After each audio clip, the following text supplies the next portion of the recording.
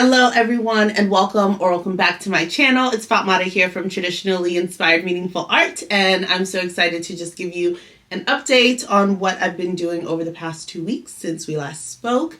Thank you to everyone who watched the previous video and had a lot of insight into either how I could fix the blazer I was working on for my best friend. I'll try and pop in some images here. But I was working on the Nomi pattern ME2065 and had quite a bit of fit issues in addition to instructional issues. But the main sort of thing that was wrong with it was a fit issue, which again, I took, I know that there's a part of me that really regrets not having toiled it like I had initially intended. All that to say, I haven't touched the blazer or done any work with it since that video. And one of the things that sort of stopped me was the fact that I went to go and get the blazer printed out, the pattern pieces printed out for the size 14 for us to try again. And we wanted to send it to a printer. And then I went in and noticed that the PDF pattern that I had purchased from the Simplicity website did not come with AO printing. So it only has the A4, I guess, the print at home versions. I guess not all of their PDF patterns come with AO size printing.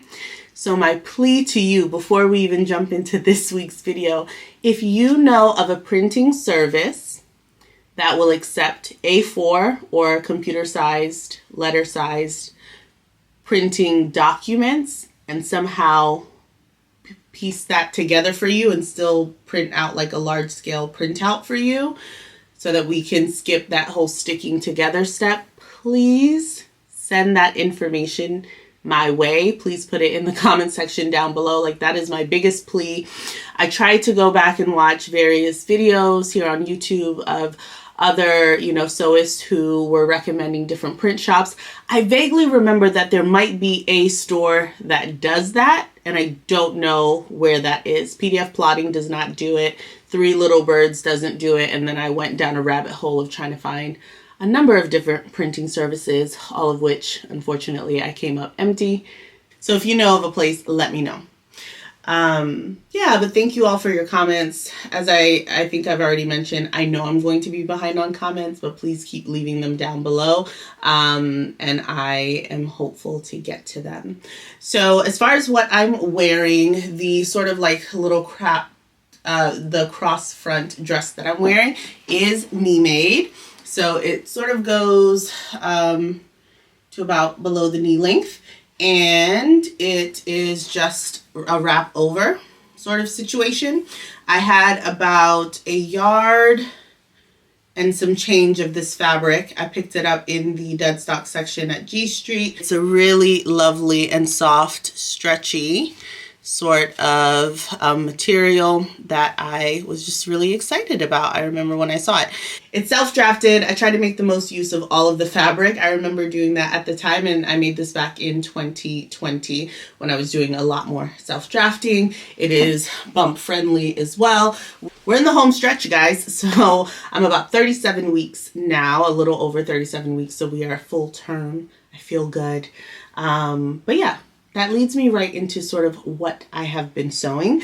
After the issues with the blazer, I had mentioned that I wanted to pivot for a little bit and just make myself some things, some cozy, nursing-friendly items that I could take with me to the hospital and then wear after the baby arrives. So I had picked up recently Simplicity 9556. It is a maternity, nursing friendly pattern. It has these awesome joggers, a 3/4 length sort of sleeve here.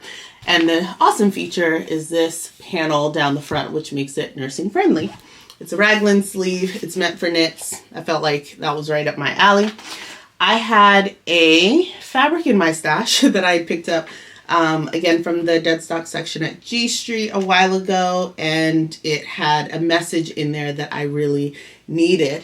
Good vibes, good vibes, good vibes, good vibes. pastel-y colors on this sort of like heathered white and gray background. Really, really fun. It felt very like juvenile. I remember when I first bought it, I was like, I got it home and I was like, it is super soft. It feels like a double brush poly. But I was like, what? What are you going to do with this?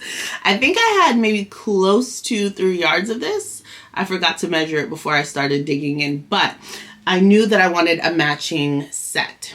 So I set off to make that. And we were successful. I am really, really pleased with it. So I have the top here. Should have put this on the mannequin, huh? So I have the top here.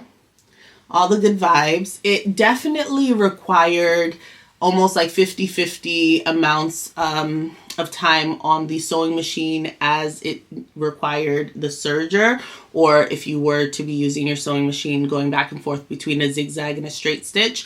There was a lot of basting in place. There are these pleats down the front here. I don't know if you could see them. That sort of tuck in here. Along the top to give you some extra added fullness for this center panel. There is a lot of just straight stitches for this inner section. So it was really cool to see how this sort of came together, but you have the inner workings here, which have this like hole in the middle, and that's the access for nursing. And then you have this sort of cover on top of it. So when you need to feed the baby, you can sort of come on in and have easy access. So I do like this. A couple of things that I changed about this. In the pattern, it is a 3/4 length sleeve. It's also a 2-part raglan sleeve, which I don't love a 2-part raglan sleeve. I just feel like it's additional work. Then there's like this cuff business at the end of it that I just didn't feel like was something that I wanted to bother myself with, because this was supposed to be like a good pick-me-up, happy sew project. So I was not interested in doing those additional steps. So I looked through my pattern stash in Trello and was looking through all of my raglan sleeve sort of either tops or dress knit patterns, and came across McCall's 7122, and that has a single raglan sleeve piece and it's full length and it's more slim. So that was more up my alley. So I ended up going for that instead. The pattern pieces didn't line up exactly. I feel like the back portion of the raglan on the McCall's pattern was a smidge bigger. Like it rode up a little bit, but I was just like, I'm just going to sew it and then we'll trim that off. Who cares? But it allowed me to have a single sleeve, a slimmer sleeve, and I went ahead and put a cuff around the end. I just like the look of a cuff finish more than trying to do whatever the instructions wanted me to do there. It has elastic at the bottom to sort of hold everything together there. Makes it a little bit bulky. And because of that, because of the fact that I did go ahead and do the elastic, which I think is helpful, especially since you have this sort of like really extra wide panel in the front for it to be able to hold in. Because of that, I did not want to have elastic again around my waist for the joggers that came in this. So it does call for like elastic, like 2 rows of elastic, and I was like, no, around my tummy? No, I don't want that. So I ended up doing a yoga waistband instead on the bottoms, which I'm very, very happy I went for. As far as sizing, my sizing for my bust put me right within the size medium. Honestly, I could have also gone for a small. I'm typically about a 36-inch bust or 34 inches, around there. And for the size medium, that would have put me right in with the medium. And then, but I could also definitely get away with a small because this is knit. and it is quite loose and baggy. It fits over my bump currently, so it's going to be extra roomy when the bump is no longer there. So yes, in the future I could see myself sizing down to the small actually for the top. For the bottoms, I went with a large because the finished garment measurements at the hip for a large was 45.5 inches. My hip is 44 inches. So I figured, you know, a little bit of room, a little bit of ease would be fine. But I do recognize now, looking back at it, the waist measurement for a size medium is a 28 to a 30. Pre-bump, I'm around 30 inches at the waist. And for the size large at the waist is a 32 to a 34. So I went with just a straight large, mainly because the pocket pieces, like, I didn't know how I was going to really grade it. I just needed to see it made up first, take account of where or if I felt like it needed to be taken in, and then I was going to do alterations. So I went ahead and sewed up the size large before putting on the waistband, and there was a ton of excess fabric for me. So it ended up being that up near the waistline of just the trousers was 42 inches. So again, I'm typically around 30 or so inches. I know that I probably will not be right back to 30 inches at my waist after the baby. So I wanted to give myself a little bit of wiggle room, but I didn't need 12 additional inches. So what I ended up doing was removing 10 inches all around, and I did that by removing 3 inches from the center front, 3 inches from the center back, and then taking in 2 inches above the pocket, like grading from the pocket here.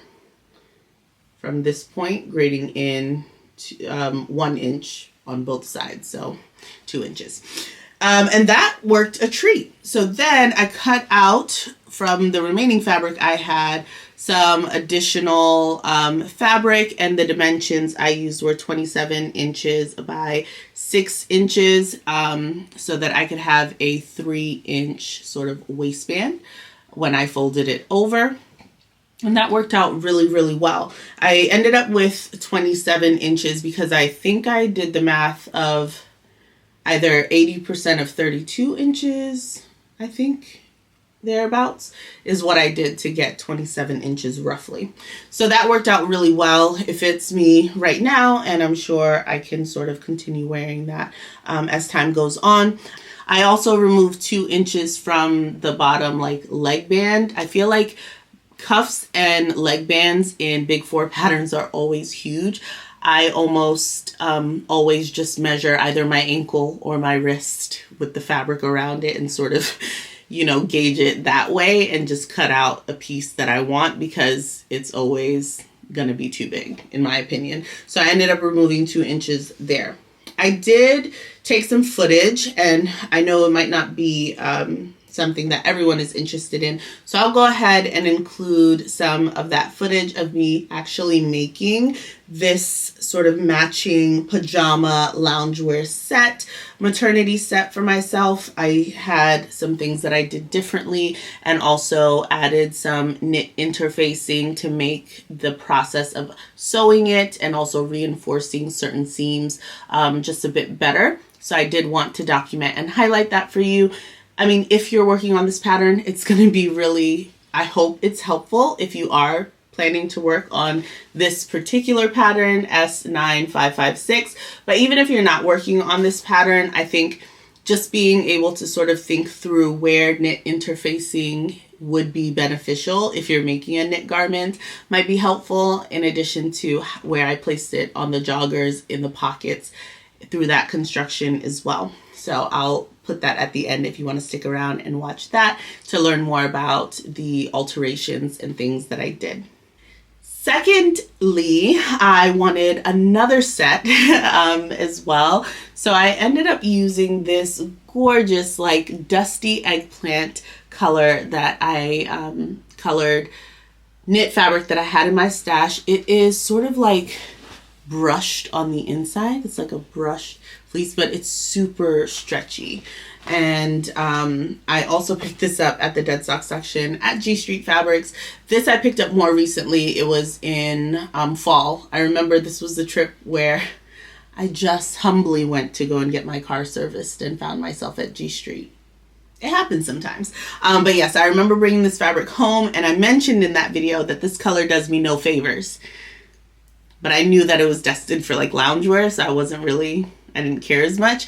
And I'm so happy because it is the coziest fabric, some of the softest stuff, and it's been pre-washed and not a pill in sight. So I'm hopeful that this will last me quite a bit without pilling, and that makes me really happy. Now, I had not a lot of this fabric, and that it made me a little bit nervous. Okay, because I did want it to be a matching set, whatever it was. So I needed to figure out, am I going to forfeit or compromise on the top or compromise on the bottoms? I decided to compromise on the bottoms. So I did end up making shorts for this set, but I'm going to be home for a lot of this summer and spring. So yeah, let's make some shorts. So it's going to be great for wearing at home. I didn't have enough. I was almost going to omit pockets, and I was like, don't do yourself that disservice, okay? So I went ahead and used the same Good Vibes fabric that I just showed you in the previous one.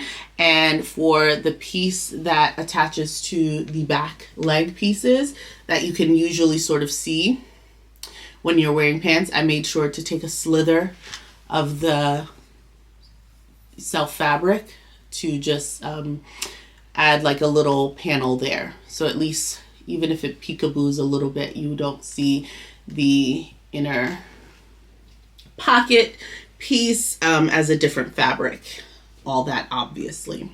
So I appreciated that. I just did the shorts as long as they could go, so they're like mid-thigh or so it feels really comfy. Like they're like right above my knees almost, actually. So very, very comfy, just loose. And I did the same thing with the waistband. Again, did not want to fiddle with elastic, and to get the waistband to be as wide as it could be, I also used some of that additional fabric in there so that when I folded it over, I could get a thicker waistband. Otherwise, I would have been left with like half this size, like that. And that didn't feel as secure. So I'm really, really pleased with these. I'm glad I was able to get a matching set, but let me show you what I matched it with. I did not use the same pattern for the top. I wanted to test out some other nursing friendly alternatives. Again, I used some of the nursing friendly garments that I've worn previously. And one of the styles that I remember I liked was a top that I had that sort of did an overlay and had sort of a crisscross front, sort of V-neck nursing panel on the inside. Now, typically this would be done or could be done in the same fabric, so it's not noticeable. Again, I was running really low on this. I wanted to at least have the top be long sleeve, because when I thought about it, I was like, what makes something nursing friendly is really the top. That's where you nurse from, Fatmata. You can compromise on the bottom, but I wanted the top to be something that if I wanted to run out, if it was a chilly evening and I, just wanted to wear this alone, that I could and didn't have to worry about layering stuff on top of it if I'd made it sleeveless or short sleeve. So that's why I prioritized the top. And yeah, I'm just so pleased with how I was able to sort of work that out. So here is the pattern piece. Unfortunately, I can't find the pattern envelope. It's in here somewhere. I don't know where it is. But again, it's McCall's 3187. And when I've worked with this in the past, I have sort of used this side of it. And the difference is, on this vintage pattern, they did mark the stitch line for you. So you can actually see where the seam allowance is and then where you're supposed to stitch. And I remember, since this was a full piece, I went ahead and cut off the seam allowance on one side so that I could have just like a more fitted fit. if I ever wanted that. So as you can see, there's no sort of seam allowance on one side, but on the other, I did leave the seam allowance on there. So all I did, because this is meant to be, you know, semi-fitted knit top, I just went ahead and used the side that still had the seam allowance there so that I knew I'd have a bit more ease built into this top. And that worked out really well. So I didn't have to like cut out any additional or new sizes or anything like that. The pattern piece itself is quite a long length, like top. So you can make it almost tunic length, if you will. So I just picked a point that I felt comfortable with, and that would also allow me to get the shorts out of the fabric that I had left. So I just sort of folded it while I was cutting and moved the pieces out of the way so I can get what I needed to get out of this. And I'm really, really pleased. I also then found a point on the top of the bodice. So I measured from my underarm just about down below my bust, and then took that measurement, which I believe was about 6 inches or so, and made a line right here. So what I knew I wanted to do, I wanted to be able to cut the overlay piece to go below that, enough that I had enough allowance to sort of fold it up.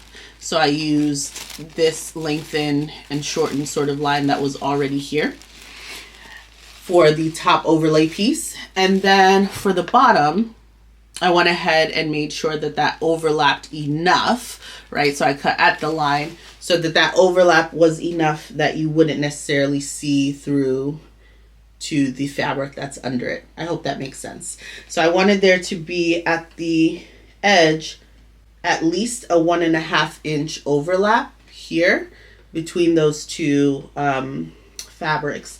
And that worked out really well. Another reason why I'm really, really proud of this top is because I was not afraid of my twin needle. I used my twin needle on the neckline here to like finish that off beautifully. I used it on the sleeve cuffs. I used it on this bottom band here. And I'm just so, so proud of it. And also on the bottom hem of the shirt. Now, one of the reasons why I don't like rush to work with knits all that much is because of finishing details. I'll be very honest with you. I don't feel like I invest enough time in getting my finishes as beautiful or as neat as they can be in knit garments. So they're not like my favorite. I would much rather like rush and run to work with a woven fabric, just because with so many different types of seam finishes, I know that I can get it to be as crisp and as neat as I want.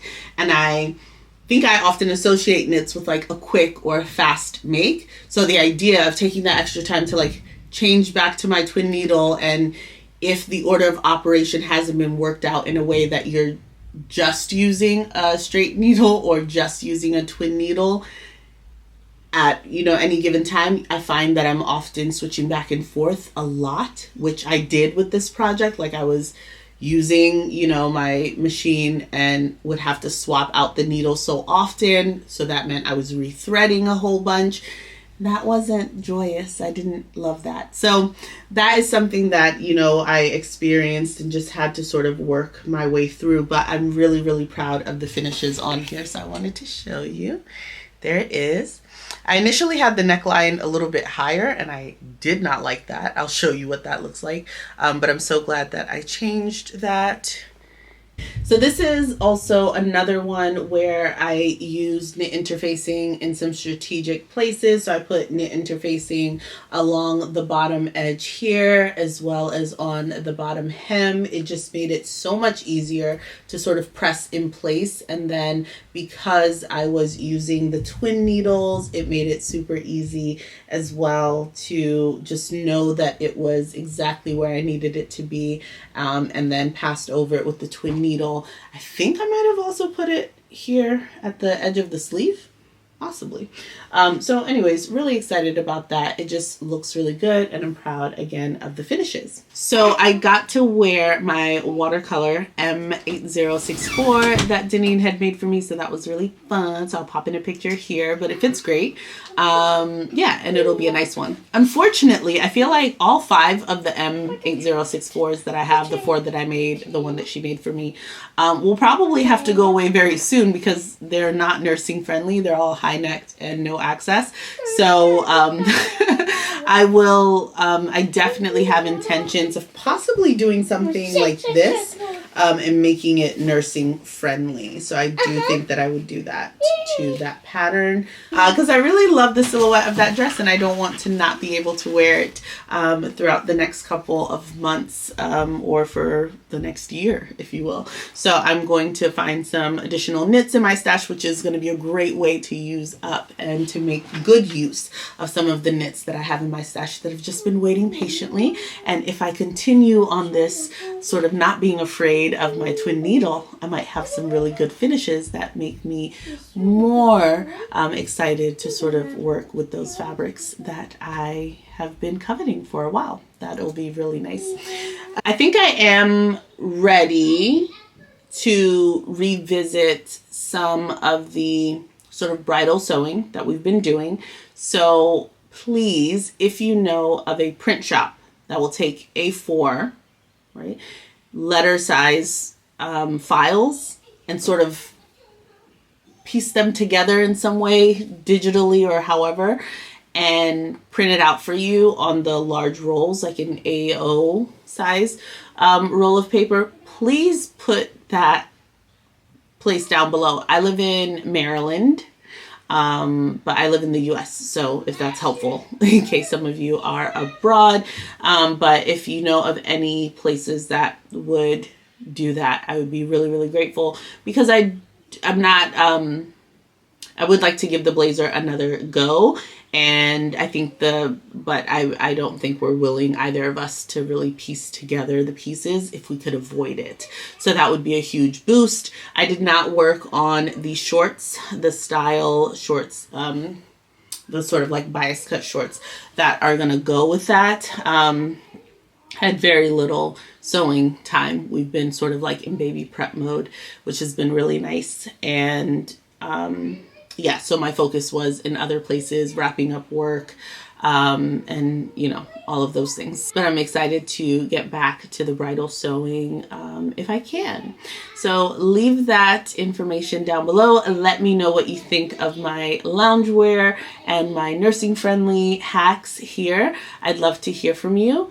And I am going to, like I said, leave some of that footage of some of the edits that I made, or, you know, areas that I sort of tweaked in using S556 right after this. So if you're interested, stay tuned. And if not, I will catch you in the next one. Stay creative, folks. Bye-bye. All right, I'm trying to get my Sojo back. I'm working on S9556. It is this maternity top, and I'm also going to do the joggers. But for the top, I've gone ahead and applied knit interfacing to a key select areas, and I just wanted to kind of show you that as I'm going along. Because this is for knit fabrics, I was feeling like having to turn this under 5/8 of an inch would be a bit fiddly to do with a stretch fabric. So I'm applying knit interfacing to the sides at 5/8 of an inch within that seam allowance there to make it a bit easier for me. I'm actually going like a smidge over the 5/8 of an inch because I want to be able to have that interfacing be within the stitch line, so that when I use the iron to press it, it actually helps me to get a really crisp press there. I also applied knit interfacing along the neckline where I'm going to be creating those pleats. So this is sort of what it looks like here. This is that front piece that I just showed you. I applied knit interfacing, which is white, so it might be hard to see, but here it is along where I'm going to be stitching. It made it so easy to sort of iron those pleats in place. And I also added it to the sides here. And because it's knit interfacing, I'm hoping that it's not going to be too rigid, but also these are seams that are going vertically, so they're not necessarily meant to stretch. The stretch is really going to be widthwise, so I don't think it's going to interrupt the pattern, but it's going to give it a bit of structure. As you can see here, it's pressed beautifully and it is holding that press very nicely. So then when I go to sew it, I'm just sort of lifting that up, turning it under to meet the crease, and then stitching on top as I've done here. Also, for the center front piece, as you can see here, you're going to sort of turn that under on itself. So I did also apply knit interfacing here, and this is what I mean. This is the 5/8 of an inch mark, and as you can see, my knit interfacing just extends beyond that point by a smidge, and that's what's allowing this crease to hold so beautifully.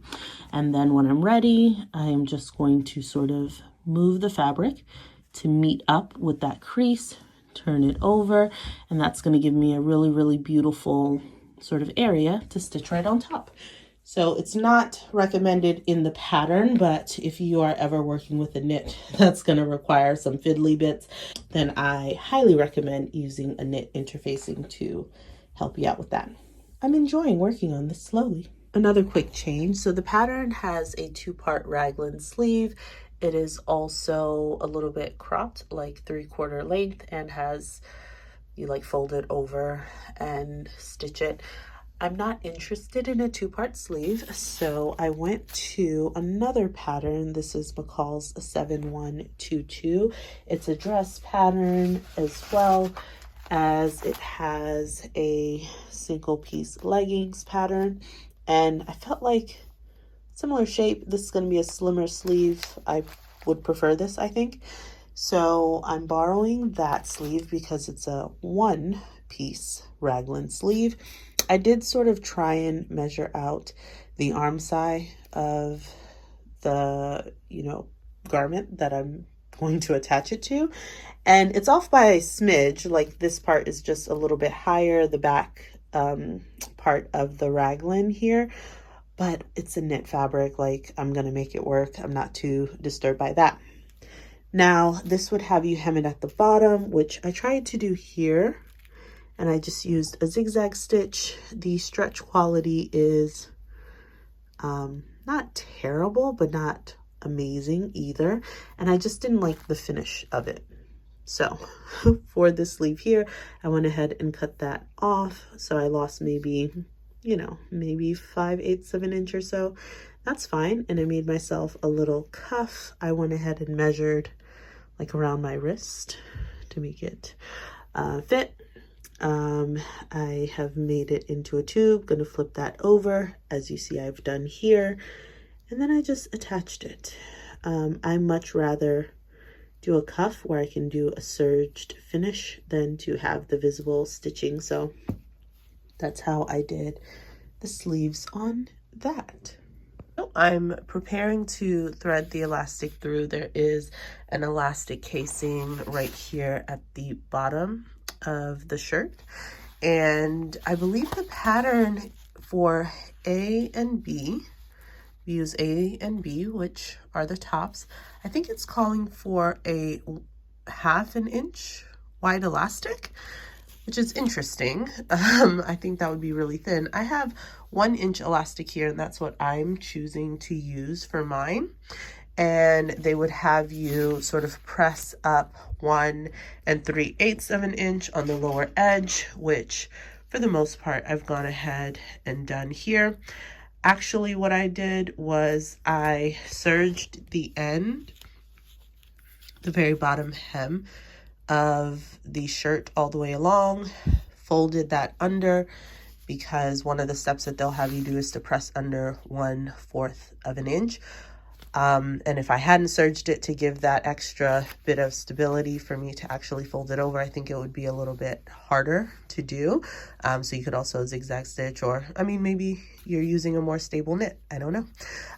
But I went ahead and did that, and before folding it over and pressing it, I actually folded just the serged bit over and stitched that down, so you can see my line of stitching there. And then similar to how I've been using the knit interfacing in other parts, I have gone ahead and stabilized the fold line with just a strip of knit interfacing right there along the bottom, and that just helped this hold this press really well. So I've gone ahead and stitched that with a zigzag stitch at the 1 inch. I think mine is like 1 1/4 inch folded to leave room for the 1 inch elastic that I'm about to thread through. I reread and read this multiple times, and it's a little bit confusing to me because you're pressing it, you know, 1 3/8 of an inch on the lower edge. You're forming that casing, and then you're pressing under just the 1/4. So I feel like that should give you enough room for a 1 inch elastic, but again, the pattern calls for 1/2 inch elastic. So I don't know if your elastic would just be like wobbling in there. I'm going to move forward with my 1 inch elastic. Just wanted to kind of share that with you.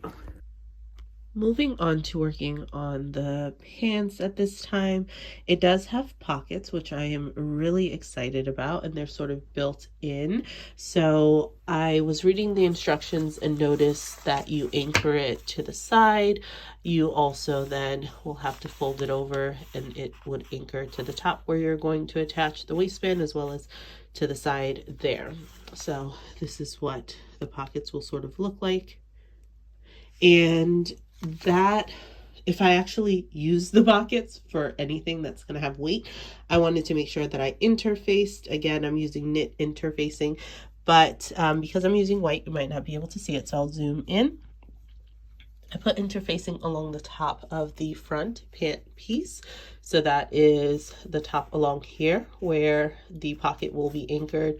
I also put interfacing along the side of the pant and the pocket, and along the side here, just where the pocket is going to be anchored into the side seam.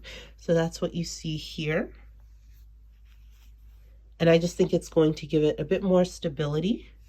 For the pocket itself, I began by just doing the side where I'll have to fold it over and top stitch. And then as I noticed all the different anchoring points, I just went ahead and did knit interfacing within the seam allowance along the entire pocket. And I think that's just going to give it a bit more structure, a bit more hold, especially if I put something at the bottom to make sure that that stitch line at the very bottom there is secure and has something else to support it. While it does still give it a bit of stretch, it definitely is a lot more structured than you can see here in the middle of the fabric. So I think that's going to be helpful, and also help me when I'm pressing things over and doing the top stitching so that that doesn't stretch out. So I'm just going to go ahead and start constructing the pants now. So I was in the process of pinning the pocket along the side opening here, and I was coming to pin it down along the side, and I noticed that my notch on my pant front, which is right here, really tiny, and the notch on the pocket were not aligning. It's a little bit, you can see from here to here, a little bit of a gap. So I just wanted to see that I hadn't outstretched anything when I was putting in maybe my interfacing. So I'm using the pattern pieces. The pocket is for all sizes. So it's just the front pocket and yoke, and you cut 2 and it's one size. So I'm just laying that, matching up again the notch on the side here, as well as the small dot and the small dot here. And if you can see through, they also are not matching up here on the actual pattern pieces, even though in the like illustration it looks like it should match up. So yeah, I'm not going to fret too much. I didn't know if I was like meant to smush it, but then I would wrinkle the pocket. So I'm just going to sort of leave it flat, and yeah, just stitch around there and just take that as more like an error, maybe because it's one size. I'm not sure. But all of the notches sort of line up. It's not like for the different sizes they move. So that should have matched up a bit more neatly. But I'm just going to go ahead and lay it flat instead of trying to make the notches match, because I think that would then distort the pocket fabric.